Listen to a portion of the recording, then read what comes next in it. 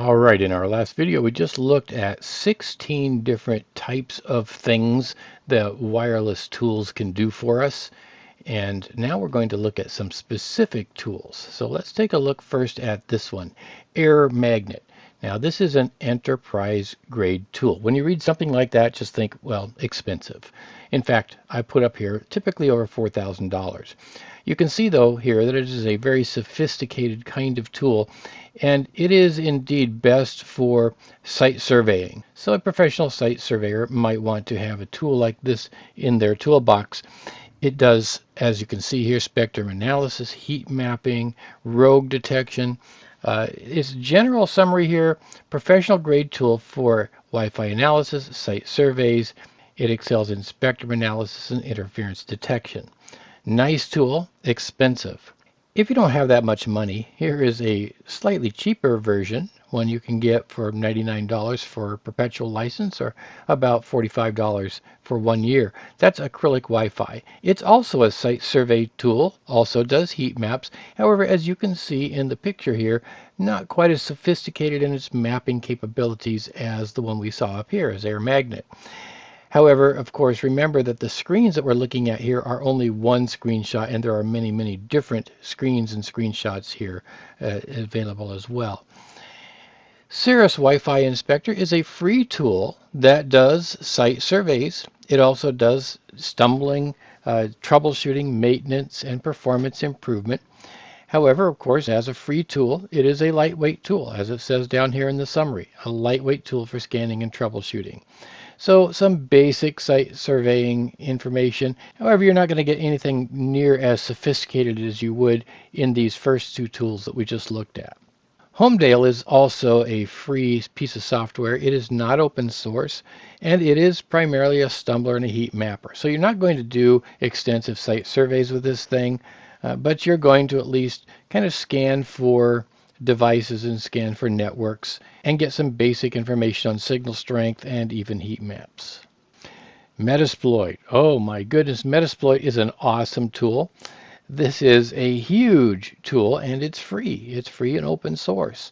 Typically found in Kali Linux, although you can get it for your Windows computer. And it just does a ton of stuff. Let's talk a little bit about what it does, because this is an important one. It is a penetration tester tool. In fact, it's what we call a framework because it's a whole bunch of tools in one. So what you can do with this thing is you can scan for targets. You can identify the weaknesses, the vulnerabilities in those targets. In other words, that's all built into Metasploit. It can say, hey, I know how to attack this device. Now, if that's not enough, it can actually perform the attack for you. It has scripts built into it already that somebody else has created to do the attack for you. So as you can see, it's a do-everything tool.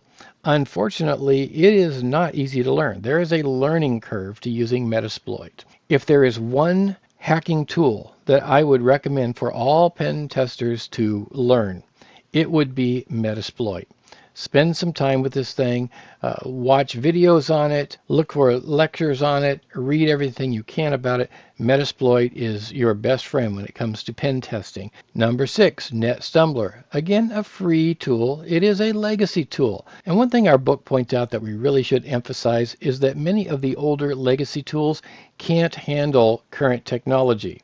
So once we get past 802.11n and then on to AC and AX and BE and so on, those have capabilities that earlier legacy tools can't necessarily handle. So NetStumbler is still used and it's still worthwhile to look at, but it's primarily just to look at networks around you and see their basic strength, and can't even find rogue access points and that sort of thing. Kismet is another free and open source tool, and as you can see, it looks pretty sophisticated for what it does. It does have a graphical user interface, which is nice. This is again for Wi-Fi scanning and packet sniffing. So we can actually look into the packets of what's going on across the air in our networks. So this is a very nice and powerful packet sniffing tool. I didn't have a picture of this one, the Security Auditor's Research Assistant.